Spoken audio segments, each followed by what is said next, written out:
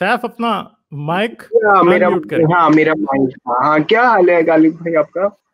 میں ٹھیک ہوں, آپ سنائیں آپ کیسے ہیں؟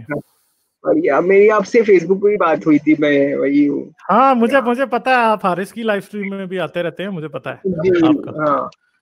ہاں میرا آپ سے ایک چھوٹا سا سوال ہے کہ مطلب میرے کو عجیب لگتا ہے کہ دنیا میں ہم دیکھیں گے تو جو بھی سیکولر لوگ ہیں اور بھی انفیکٹ باقی کے مذہب کے بھی لوگ ہیں, سب ترقی کر رہے ہیں, سب جو پروگریس کر رہے ہیں, لیکن مسلمانوں کا حالت ابھی بھی برا ہی ہے. مطلب ان لوگ اتنی ترقی نہیں کر پائے, ان لوگ بہت پیچھے رہ گئے ہیں زمانے میں. تو اس کی کیا وجہ ہے اور کیا اس کا سلوشن ہے؟ اور مجھے اچھا بھی نہیں لگتا ہے, حالانکہ میں ابھی مسلمان نہیں ہوں, لیکن میرے گھر والے مسلمان ہیں اور وہ جانتے بھی ہے کہ میں اب مسلمان نہیں ہوں. لیکن پھر بھی مطلب مجھے مطلب مسلمانوں کو دیکھ کر ایسا لگتا ہے کہ انہیں بہت لگتا ہے کہ ان کو بھی ترقی کر پاتے تو شاید یہ بھی اچھے سے جی رہے ہوتے. کتنی بھی کوئی بھی ترقی یافتہ ملک دیکھیں گے تو اس میں مسلمانوں کا کردار اتنا نہیں رہا ہے. جتنے بھی سائنسی ایجادات دیکھیں گے تو مسلمانوں کا اتنا اس میں حصہ نہیں رہا ہے. اس کی کیا وجہ ہے اور کیا کیا ہو سکتا ہے؟ کیا اس کا کوئی حل بھلا آپ کے حساب سے؟ ہائے ہائے ہائے ہائے, سوال اتنا بڑا کر دیا اور کہا چھوٹا سا سوال کروں گا. اچھا جی, اصل میں مسئلہ اس مسلمانوں کا بہت شدید مسئلہ ہے. ٹھیک ہے, یہ نفسیاتی مسئلہ بھی ہے, یہ ہر قسم کا مسئلہ ہے, یہ بہت بڑا مسئلہ ہے. اس کی وجہ یہ ہے کہ دیکھیں میں آپ کو ایک بات بتاتا ہوں. ایک تو میں جو علمی لحاظ سے جو بات کروں گا نا وہ بھی بڑی عجیب ہے, وہ آپ کو تھوڑی عجیب لگے گی, مگر وہ پریکٹیکل بات ہے, کیونکہ میں مسلمانوں کے درمیان رہا ہوں اور میں جانتا ہوں لوگوں کو آس پاس میں نے اپنے دیکھا ہے. ایک تو قرآن کو حفظ کر لینا, ٹھیک ہے, قرآن کو آپ حفظ کرتے ہیں, قرآن عربی میں ہے, آپ نے وہ یاد کر لیا. آج آپ کے پاس ترجمے والے قرآن موجود ہیں, آج سے 100 سال پہلے آپ ہندوستان میں آ جائیں, آپ دیکھیں تو قرآن میں کیا لکھا ہے, قرآن کیا کہہ رہا ہے عربی میں, تو آپ اسے پڑھتے جا رہے ہیں, مگر آپ کو اس کا مطلب تو نہیں پتا نا. اور حافظ قرآن کو ایک بڑا انٹیلیجنٹ بندہ مانا جاتا ہے, اور آپ یہ بیسیکلی حافظ قرآن جو ہے وہ اس کی انٹیلیجنس کیا ہے؟ اس کی انٹیلیجنس کچھ نہیں ہے, بس اس کی میموری کا ٹیسٹ ہے وہ.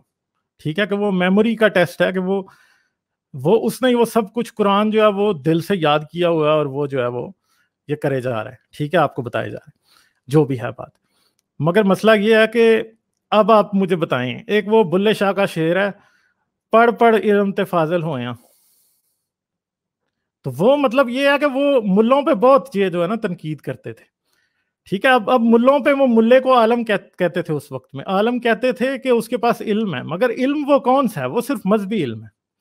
اور مسلمانوں کی اکثریت آج بھی علم جو ہے بیسیکلی وہ مذہبی علم کو ہی سمجھتی ہے, وہ دوسرے علم کو علم نہیں سمجھتی. دیکھیں میں آپ کو ایک بات بتاتا ہوں, جب حضرت عمر کے دور میں مسلمانوں نے اسکندریہ پہ قبضہ کیا, الیگزینڈریا جو شہر جس کو اسکندر اعظم کے نام پہ رکھا گیا تھا جس کا نام, اور وہاں پہ دنیا کی بڑی لائبریری تھی جو گریٹ لائبریری آف الیگزینڈریا تھی.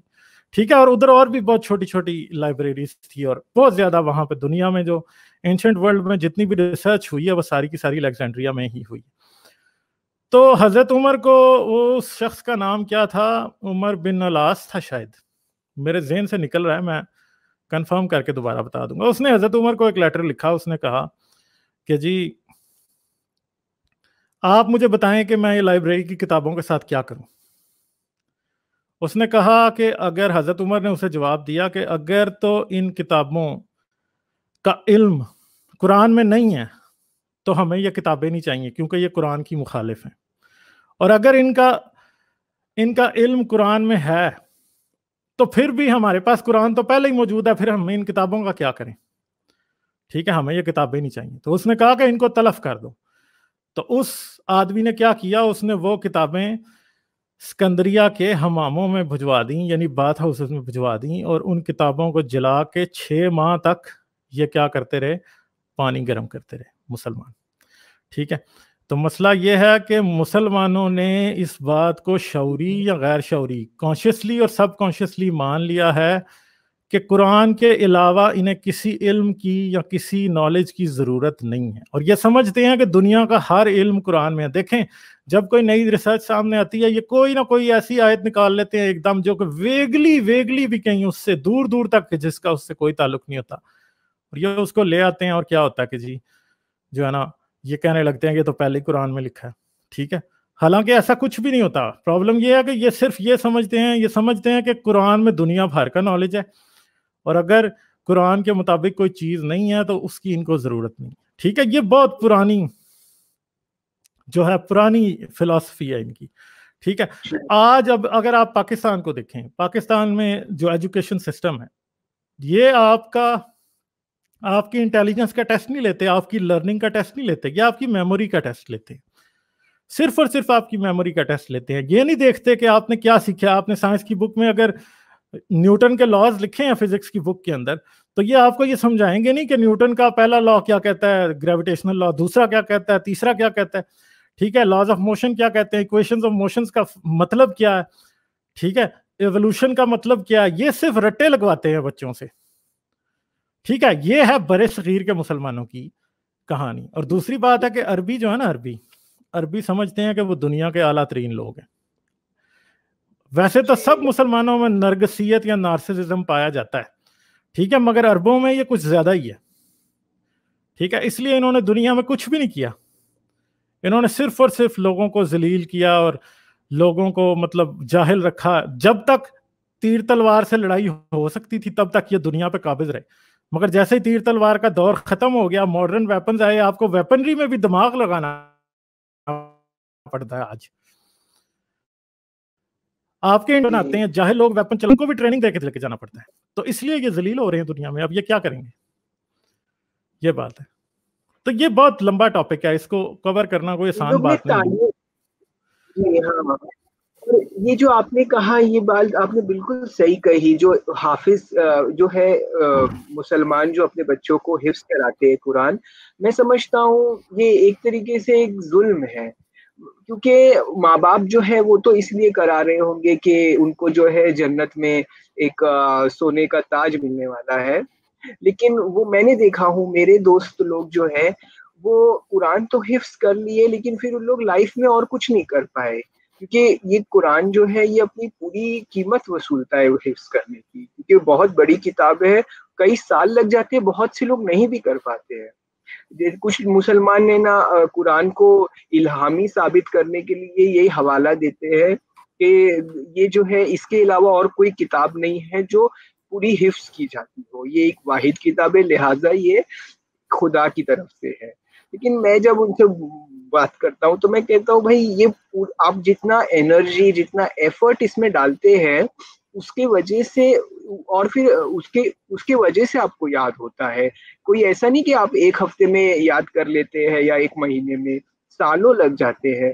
اس کے بعد میں جیسے اور کوئی چیز بھول جاتے ہیں، قرآن کو بھی لوگ بھول جاتے ہیں۔ مجھے کتنا قرآن یاد تھا، کتنی صورتوں کو میں نے کتنی محنت سے یاد کیا تھا، سورہ ملک کو، یہ سورہ یاسین کو بھی کافی حد تک یاد کر لیا، میں بھول گیا، میں اب مجھے یاد نہیں ہے۔ تو اس میں کوئی اس کا معجزہ نہیں ہے قرآن کا، میں مانتا ہوں۔ اور پھر بہت ویسٹ آف ٹیلنٹ ہے، یہ ینگ ٹیلنٹس کو ویسٹ کرنا، ان کو مجبوراً قرآن پڑھانا، یہ میرے حساب سے غلط ہے، جیسا آپ نے کہا۔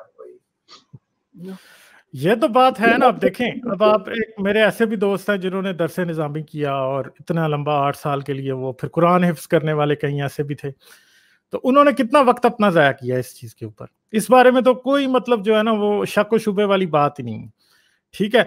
اور دوسرا مسئلہ یہ ہے کہ اسلام کا جو مذہب ہے یہ اتنا پیچیدہ ہے کہ اس میں انہوں نے رسول اللہ کیا کھاتے تھے، کہاں سوتے تھے، کیسے وضو کرتے تھے، کیا پہنتے تھے، کتنی بیویاں تھیں، ہاں مجھے تو لگتا ہے وہ سب اسلامی تاریخ میرے حساب سے پوری فیک ہے، ان لوگ کا وہ آپ کی بات بالکل ٹھیک ہے، مگر مسئلہ یہ ہے کہ چاہے ایک چیز فیک ہو، وہ ایگزسٹ تو کرتی ہے نا۔ اب جب وہ ایگزسٹ کرتی ہے تو وہ پھر اس کو آپ نے یاد بھی کرنا ہے، آپ اس کو علم بھی سمجھ رہے ہیں، آپ اس کو کہاں پہ لے کے جا رہے ہیں، آپ تو اس کو مطلب کیا اس کو کہتے ہیں کہ آپ نے ایک چیز ایک سٹینڈرڈ بنا دیا نا، کہ اب ایک جو طالب علم ہے اس طرح کا وہ کتنا کرے گا، कितनी मेहनत से इन चीजों को करेगा, उसके बाद वो दुनिया के किसी दूसरे काम के लिए तो नहीं रहता ना। ये भी एक पूरी मतलब एक समझ लें कि एक ये MBBS की तरह एक पूरा एक नॉलेज है जो कि आपको एब्जॉर्ब करना है और फिर आपको आगे लेके जाना है उसको, वैसे आप नहीं चल सकते इसके बगैर। तो ये मतलब बड़ी लंबी चौड़ी दास्तान है। अगर आप मेरी वीडियोस को पसंद करते हैं तो सब्सक्राइब करें और घंटी का बटन दबाना ना भूलें, और मुझे पेट्रियन पर सपोर्ट करें। पेट्रियन पर आपकी मदद मेरे लिए मेरे इस काम को जारी रखने में इंतहाई मददगार साबित होगी।